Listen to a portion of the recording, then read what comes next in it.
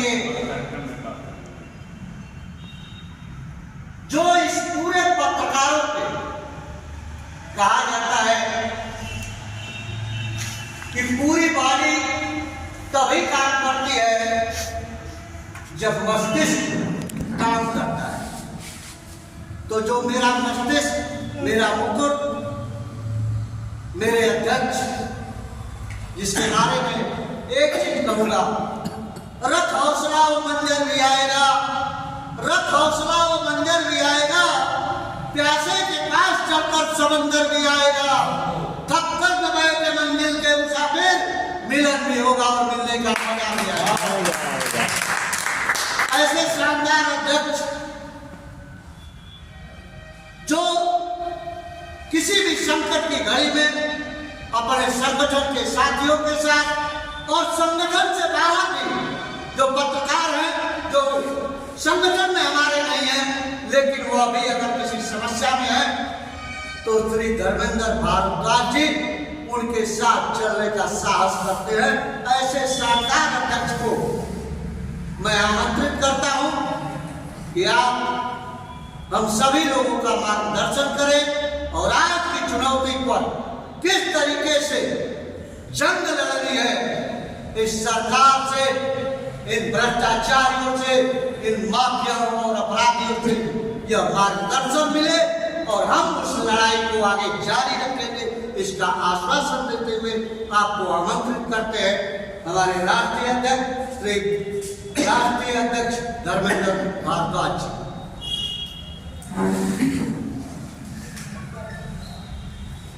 आज की सभा में उपस्थित आदरणीय मुख्य अतिथि अर्जुन पांडे जी,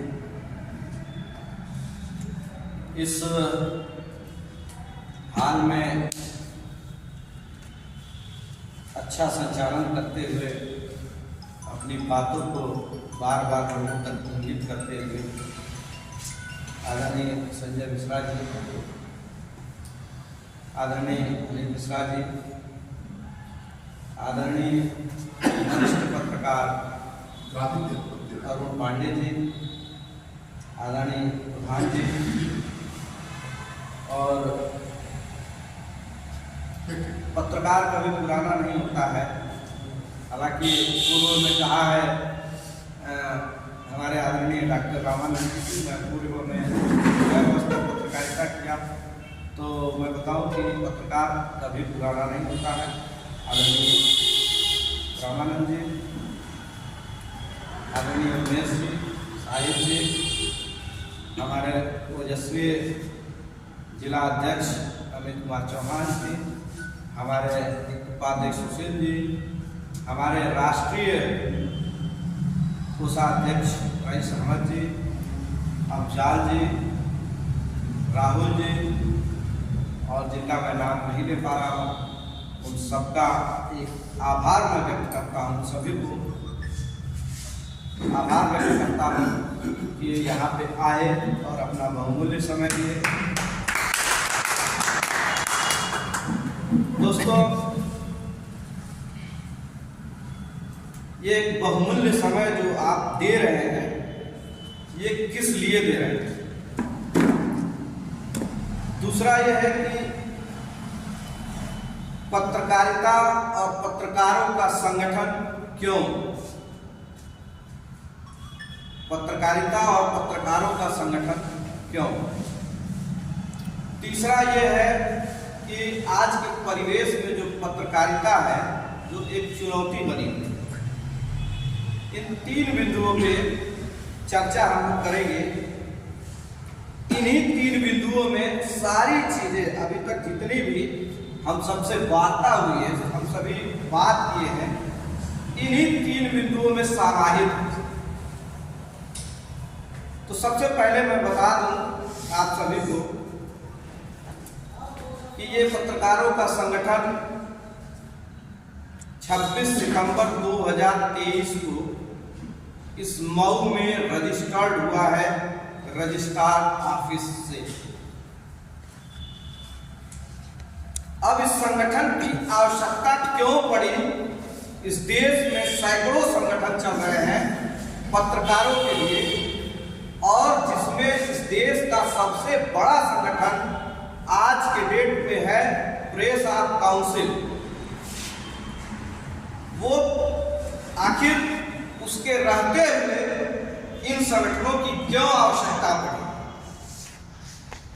तो दोस्तों बता दूं, सबसे पहले प्रेस ऑफ काउंसिल की जो स्थापना हुई है उसमें एक रिटायर्ड सुप्रीम कोर्ट का जज होता है और दो जो है विधानसभा लोकसभा के जो मेंबर होते हैं उनको रखा जाता है और बाकी पत्रकारों को उसमें रखा जाता है। तो मैं आपको बता दूं कि इसीलिए प्रेस ऑफ काउंसिल के बाद संगठन बनाने की आवश्यकता पड़ी। इसलिए पड़ी कि जब ये प्रेस ऑफ काउंसिल को सत्ता के लोगों को उसमें प्रवेश कराकर और जो कार्यपालिका के लोगों को प्रवेश कराकर और उसको पूरी तरह से निष्क्रिय कर दिया गया। निष्क्रिय करने के बाद आज प्रेस ऑफ काउंसिल की ये स्थिति है कि एक चिट्ठी आप लिखेंगे किसी भी अधिकारी कर्मचारी के खिलाफ, यदि आपने किसी खबर को चला दिया है, किसी खबर को छाप दिया है, तो प्रेस ऑफ काउंसिल खुद आपसे स्पष्टीकरण आपके बारे में मांगना शुरू करेगा। जरा ध्यान से समझिएगा, पत्रकारिता में पत्रकार साथी इसको समझने की जरूरत है। आप पे ही वो पूरा आप पे ही आरोप लगाने की कोशिश करेंगे। इसलिए जो सत्ता में बैठे हैं लोग, उनकी मंशा के अनुसार उनको चलाया जाता है। आज भी उसी पैटर्न, उसी तरीके को अपनाकर और पत्रकारों की कड़ी को कमजोर करने का काम वर्तमान में हो रहा है, लेकिन पत्रकारों को समझ में नहीं आ रहा, चीजों को समझ नहीं पा रहे हैं। क्या किया जा रहा है? हम पत्रकार, हमारे वरिष्ठ पत्रकार यहाँ हैं, लंबे समय से इन्होंने पत्रकारिता किया है। मेरी भी पत्रकारिता की उम्र लगभग 15 वर्ष की हो गई। ये बताएं, आज मैं बता रहा हूँ कि हमारा संपादक हमें एक कार्ड इशू करता है, जारी करता है, और वो प्रमाणित करके बाकायदे अपनी मुहर लगा के देता है कि आप तो फला जनपद के जिला संवाददाता है, फला तहसील के संवाददाता है, फला जगह के संवाददाता है। हम संवाददाता हमको वो प्रमाणित करके देता है, बाकायदे जो है लिख के देता है, मुहर मार के देता है, हम लेके घूमते हैं। अब सरकार की नीति देखिए कि सरकार कह रही है कि मान्यता प्राप्त पत्रकार, और उनसे जो है मान्यता उनको देकर और उनको जो है क्या करती है कि अपने प्रेशर और दबाव में लेकर खबरों को कहती है कि डेली प्रतिदिन आप सरकार की नीतियों को, सरकार की सच्ची नीति हो, गलत नीति हो, सही नीति हो, जो भी हो, उसको प्रकाशित करिए, नहीं तो आपकी मान्यता को रद्द कर दिया जाएगा। सरकार की कमियों को यदि कोई दिखाता है पत्रकार, तो उसे ये धमकाया जाता है कि यदि आप सरकार की कमियों को दिखाते हैं तो आपकी मान्यता को रद्द कर दिया जाएगा। और पत्रकार इसी मुखालफत में है कि मुझे एक तमगा मिल गया है, मैं इस तमगे को लेकर हूँ, अब कहीं वो तमगा मुझसे छीन न लिया जाए। इसलिए वो सरकार की तरह से सरकार की नीतियों, वो पत्रकारिता नहीं कर रहा है, वो सरकार का एक पत्राचार कर रहा है, न कि वो पत्रकारिता कर रहा है, न कि वो पत्रकार है। पत्रकार का अर्थ क्या होता है? पत्रकारिता किसने किया? पत्रकारिता इस देश के जो बापू कहे जाते हैं गांधी जी ने किया। जब गांधी जी भारत छोड़कर और एक जो है व्यापारी के लिए वकालत करते थे, नेटाल, साउथ अफ्रीका का नेटाल एक जगह है जहाँ पे उस व्यापारी के लिए वे वकालत करते थे, बैरिस्टर थे। और हमारे देश की जब समस्याओं को जब करीब से देश की समस्याओं को, तो उन्हें कष्ट हुआ और वो समस्याओं को वहीं से चिट्ठी के माध्यम में से भेजा करते थे, पत्राचार करते थे और वो पत्र उनके तमाम अखबारों में छपा करते थे। और गांधी जी प्रथम बार नेटाल से आंदोलन करने के लिए, जब उन्होंने कहा कि मैं भारत में आंदोलन करूंगा, और जब प्रथम बार वो पोरबंदर पे आते हैं तो इतनी भीड़ हो जाती है कि पूरे पोरबंदर के इर्द गिर्द का एरिया लोगों से भर जाता है। ये है पत्रकारिता और ये है पत्रकार, जो देश के प्रति, राष्ट्र के प्रति उन्होंने अपने जो है अपने को कभी वो डरे नहीं। डर अगर वो डरते तो उनके ऊपर कितने मुकदमे लाते गए, जरा याद करिए, जरा सोचिए उनके बारे में। गांधी जी जेल में चरखा चलाए और लंबे समय तक बिताए। यदि वो सोचते, यदि वो समझते, इस बात को समझते, तो वो स्वयं जो है इससे अलग कर लेते।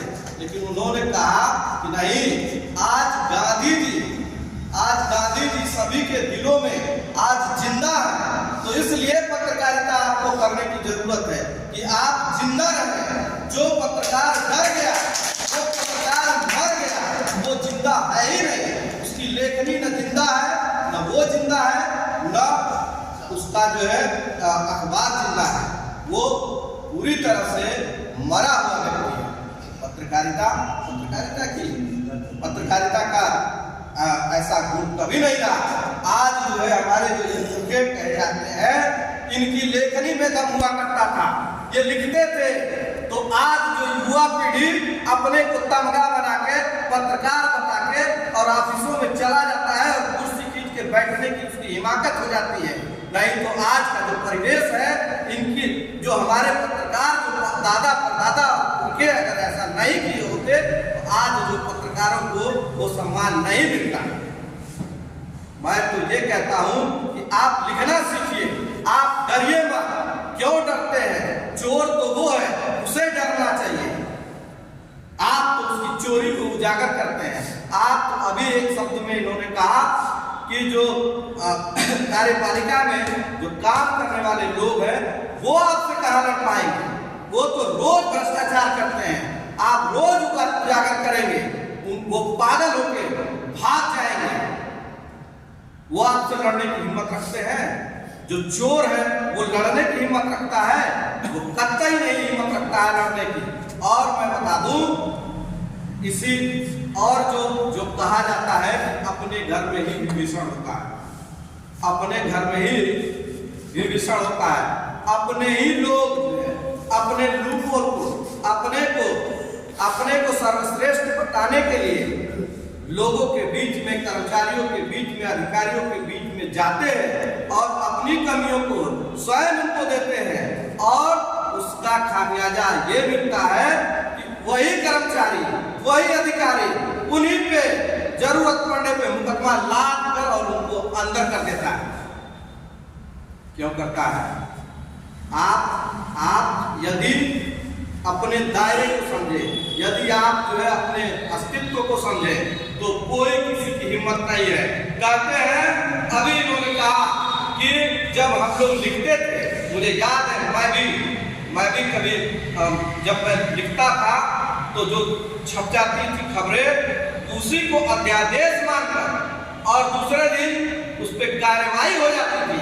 और आज कहते हैं कि क्यों नहीं जो है ये गलत खबर है, इसमें जो है तथ्य नहीं है, इसका कहीं न कहीं कोई न कोई इस तरह का कारण है कि ये इस तरह की बातें सामने निकल के आ रही हैं।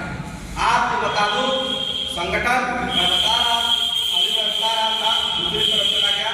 संगठन की आवश्यकता तभी पड़ी, संगठन की आवश्यकता इसीलिए पड़ी कि जब पत्रकारों को धमकाने की कोशिश की गई, जब पत्रकारों को उनकी लेखनी को रोकने की कोशिश की गई, तो राष्ट्रीय पत्रकार सेवा संघ भारत की आवश्यकता पड़ी और राष्ट्रीय पत्रकार सेवा संघ भारत ने कहा कि खुल के लिखो, तथ्य रखो। गारंटी है कि तुम्हें कोई छू नहीं सकता। गारंटी है कि किसी औकात नहीं है किसी कर्मचारी और अधिकारी के कि आपको मुकदमा फर्जी दर्ज करा देगा। फर्जी कतई नहीं दर्ज करा सकता है।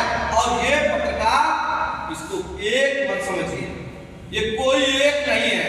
जब वो लिखता है अपनी लेखनी से और कलम चलाता है तो उसको हजारों लोग देखते हैं। वो हजार है, एक नहीं है, वो 1000 है, 10,000 है, 20,000 है, वो एक नहीं है।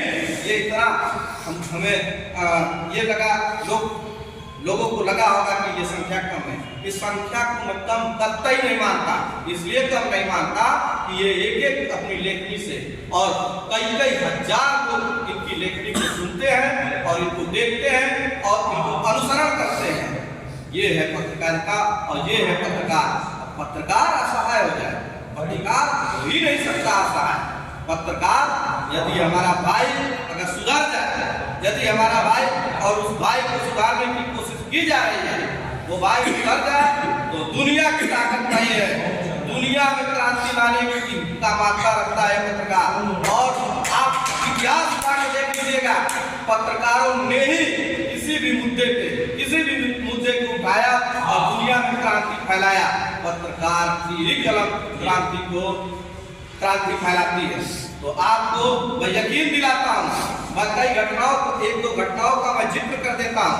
मुझे याद है कि मैं अपनी पत्रकारिता करता था और सच्ची तस्वीर करके एक पत्रिका निकलती थी, उसका मैं ब्यूरो चीफ हुआ करता था और इलाहाबाद एक्सप्रेस अखबार हिंदी दैनिक अखबार था। और आजाद नवानी करके एक पत्रकार है जो इस समय दूरदर्शन के पत्रकार है, और उनकी दुकान पे हम बैठे हुए थे और एक सिपाही सारों की चौकी का आता है और रोने लगा। उससे हम लोग पूछते हैं कि क्या बात है, क्या दिक्कत है। ये घटना मैं 10 साल पहले की घटना बता रहा हूँ, संभवतः 10 साल से ज्यादा हो गए। और उस सिपाही का नाम मुझे आज भी याद है, गणेश दत्त मिश्रा उस सिपाही का नाम था। साइकिल से सिपाही चलता था। कहा मेरी बेटी की शादी हुई थी सरोज में, और सरोज में मेरी बेटी की हत्या कर दी गई, जला के उसको मार दिया गया और मुकदमा नहीं दर्ज हो रहा है। तत्कालीन कप्तान ने कहा कि यदि तुम जो है ज्यादा उछलोगे तो तुमको सस्पेंड कर देंगे, तुमको जो है बर्खास्त कर देंगे। और खपक के रोने लगा। दूसरे दिन खबर लगी, वर्दी मांगे वर्दी से इंसाफ, और लगातार खबरें छपने लगी। खबरों का ये नतीजा हुआ कि तत्कालीन कप्तान घुटने टेक के और गिड़गिड़ाने लगे कि गणेश दत्त ये क्या कर रहे हो, आओ जो कहोगे जैसे कहोगे। तत्काल मुकदमा दर्ज किया गया और गिरफ्तारी तक हुई और उसको न्याय मिला। तो ये होती है पत्रकारिता। पत्रकारिता के दम पर आप लोगों को न्याय दिला सकते हैं। लोगों के जो अपने राष्ट्र के प्रति, अपने देश के प्रति जो एक आपके मन में उद्गार है, उसको आप ला सकते हैं और बहुत बड़ा बदलाव आप कर सकते हैं। आपके भीतर वो मादा है, वो चीजें हैं। अभी तत्कालीन 6 पत्रकारों पर मुकदमा दर्ज कर दिया गया है, सिर्फ और सिर्फ उनको एक मोहरा बना के। ये बताइए आपसे मैं पूछता हूँ कि जिस विद्यालय में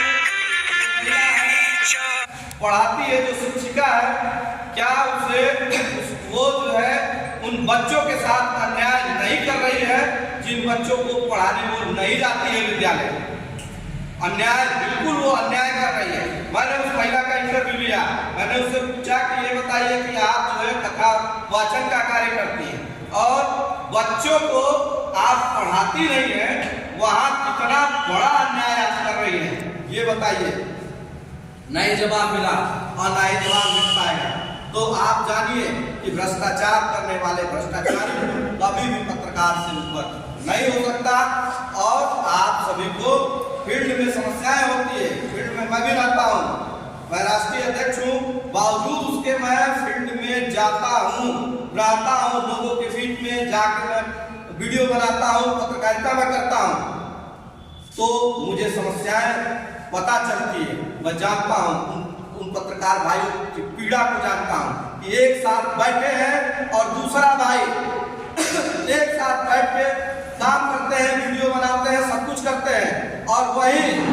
बात पड़ती है तो दूसरा भाई ही कहता है कि अरे यार चलो मुकदमा दर्ज कराओ उसके ऊपर। बहुत बड़ा पत्रकार बन रहा है, बहुत अपने आप को पत्रकार बहुत बड़ा। तो मैं ये कह रहा हूँ कि यदि आप बुलंदियों पे जा रहे हैं तो 100 लोग पीछे आपका पैर खींचने के लिए तैयार है। उनके चक्कर में नहीं पड़िए, आप आगे बढ़ते जाइए।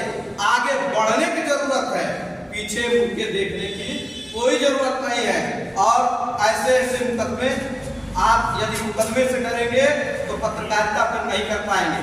एक बात मैं जरूर कहना चाहूंगा कि ईमानदारी के साथ पत्रकारिता आप करिए। पत्रकारिता निस्वार्थ भाव से, और पत्रकारिता में किसी प्रकार का धन नहीं आता है। धन की व्यवस्था दूसरे तरफ से करिए, दूसरा कोई कारोबार व्यवस्था आप साइड से कर लीजिए, और पत्रकारिता को खूब आनंद लेकर, खूब मजे लेकर पत्रकारिता करिए। आप कोई आज नहीं उठा सकता, कोई उंगली नहीं उठा सकता। 15 साल की पत्रकारिता में कोई उंगली नहीं उठाया। तो ये ये है कि डिजिटल जमाना है। हमारे आपके संगठन के बहुत तेज तर्राट पत्रकार जो इस समय जिले के टॉप क्लास के पत्रकारों में जिनकी गिनती है वो अमित चौहान जी आप सभी के साथ हैं। टॉप क्लास के जो है जो गिनती होती है अपने अभिषेक सिंह जी जो आपके साथ हैं। टॉप क्लास के जो पत्रकारों में गिनती होती है सुशील सिंह जी आपके साथ हैं। टॉप क्लास के हिंदुस्तान डिजिटल के जो है पत्रकार हैं निकेश जी आपके साथ हैं। तो और आप सभी के साथ ऐसे लोग जुड़े हुए हैं, ऐसे प्लेटफॉर्म जुड़े हुए हैं, ऐसे प्लेटफॉर्म को आपको आगे लेके चलने की जरूरत है और लोगों के साथ कदम से कदम मिला के चलने की जरूरत है।